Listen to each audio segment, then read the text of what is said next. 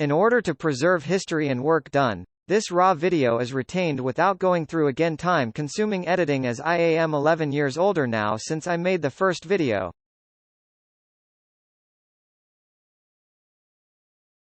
A nicely edited video was lost on 23 October 2022 when an unknown person accessed the YouTube channel, Melaka YouTube,